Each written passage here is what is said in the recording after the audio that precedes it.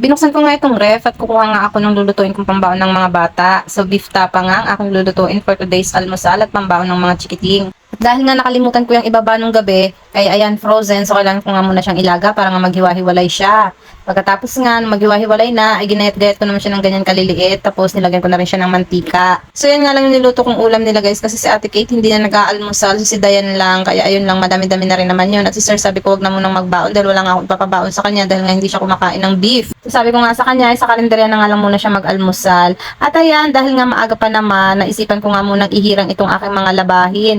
Hinihirang ko nga yung puti sa mga decolor dahil nga isasalang ko na yung mga puti sa washing para pagkabalik ko nga ng bahay ay kukusutin ko na nga laang. So ganyan nga yung ginagawa ko guys, kapag may time pa, ginagawa ko na yung mga bagay na pwede kong magawa sa mga oras na ganyan para naman maaga makatapos sa mga gawaing bahay. Pagkatapos ko nga mahirang lahat ng mga labahan na yan, ay inuna ko nga munang banlawan yung mga puti dahil nga isasalang ko na siya sa washing.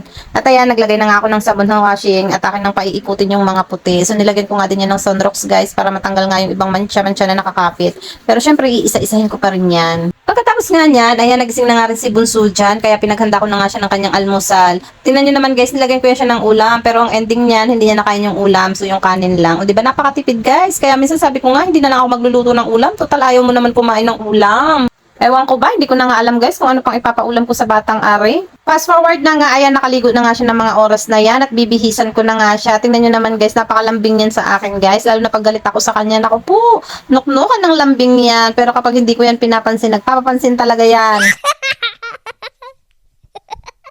Pagkatapos ko nga siya mabihisan, ay sinuotan ko na nga siya ng medyas tsaka sapatos. Tapos sinuklayan ko nga lang siya dyan dahil nga sa tindahan ko na yan siya pinupuyaran para matuyo ng kaunti yung kanyang buhok.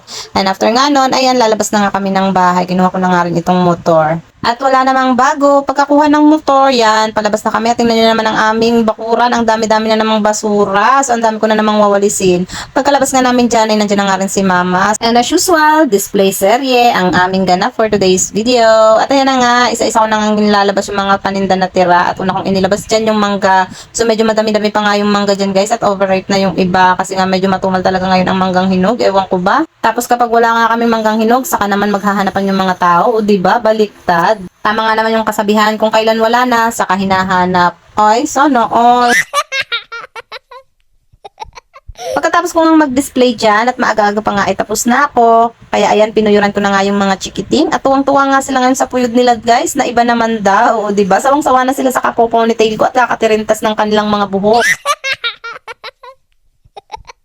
Pagkatapos nga nila magpulbo at saka magpabango dyan, ayan, ready na kami para umalis. At ayan nga, habang on the way nga kami niyan, papuntang school, nagkukulitan nga kami sa motor. Sabi ko nga mag-hi sila sa aking vlog. After 3 minutes, ay nandyan na nga rin kami sa kanilang school. So, napakalapit lang talaga guys. Wag lang talaga magka-traffic ng kaunti dyan sa may crossing. At talagang 3 minuto lang ay nandun na kami. At ayan, bumalik nga din ako agad. At si Ate Apple naman ang aking inihatid. So, nagkukulitan nga din kami dyan ni Ate Apple. Niloloko-loko ko nga siya dyan. So, napipikon nga siya sa akin. Pero siyempre, okay lang yan. At ayan, babay na Ate Apple. Pagbalik ko nga dyan sa tindahan, ay dali-dali nga ako pumunta doon kila Mama dahil nga may sinalang nga akong mainit na tubig doon. So dahil nga oras na ng aking pagko-coffee, dahil alam niyo naman, kulang ang morning kapag walang coffee dahil nga coffee is life. At habang nagkakape nga ako dyan, ay nanonood nga ako sa YouTube kung paano lutuin yung Bicol Express. Dahil nga nagkikrave ako sa Bicol Express, kaya yan ang aking lulutuin. So ganyan nga ako minsan guys, kapag hindi ko nga alam lutuin yung isang ulam, ay nanonood nga muna ako sa YouTube University. Maya-maya nga din yan, ay dumating na nga din dito si Ate Kate. So, oras na naman para ihatid ko siya. So, himala ngayon guys, hindi siya nagmamadali. At tingnan nyo naman, gusto na naman mag-exposure sa aking vlog. O, diba? Sana all maganda.